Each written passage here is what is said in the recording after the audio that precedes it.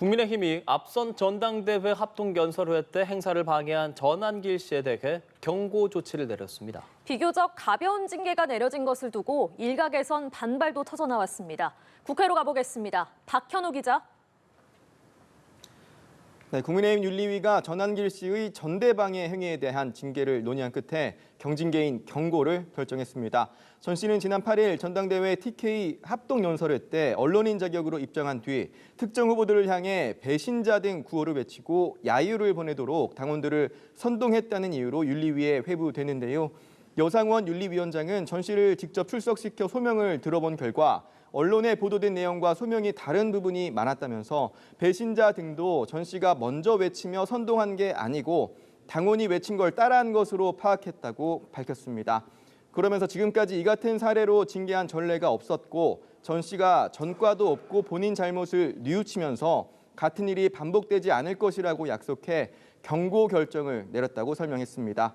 앞서 여 위원장은 이번 주 월요일에 한 차례 회의 뒤 전 씨의 전대방해 행위가 가볍지만은 않다는 입장을 밝혀 제명이나 탈당 권유, 당원권 정지 등 중징계가 내려질 것이란 관측이 많았었는데요.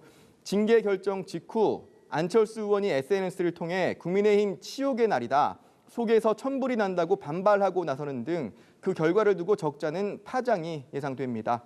이런 가운데 국민의힘은 어제 이루어진 김건희 특검의 당사 압수수색에 반발하며 당사에서 비대위 회의를 가졌는데요.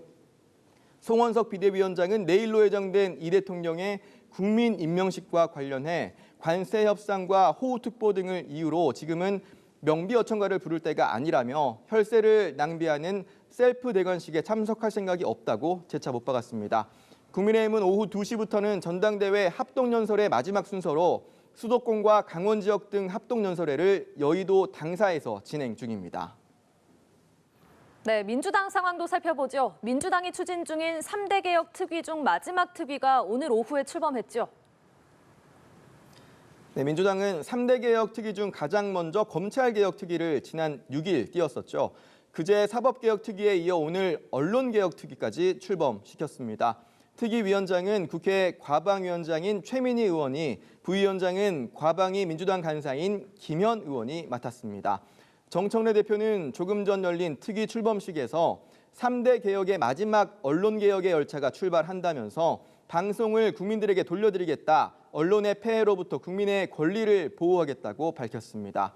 특위는 방송 3법 처리 이후 언론개혁 방향, 방통위와 방심위 조직 개편, 언론 보도에 대한 징벌적 손해배상제 도입 등을 주요 의제로 다룰 것으로 예상됩니다. 이런 가운데 민주당은 오전 평당원 최고위원 선출을 위한 공개 선발 절차에 돌입했습니다. 평당원 중에서 당 지도부 회의 등에 참석해 직접 목소리를 낼 수 있는 최고위원을 뽑는 제도로 이번에 최초로 도입이 됐습니다. 20일까지 후보 등록 신청 뒤 서류, 면접 심사와 온라인 토론회, 합동연설회를 거치게 되는데요. 이후 이틀간의 전 당원 투표를 통해 평당원 최고위원을 최종 선발합니다. 지금까지 국회에서 전해드렸습니다.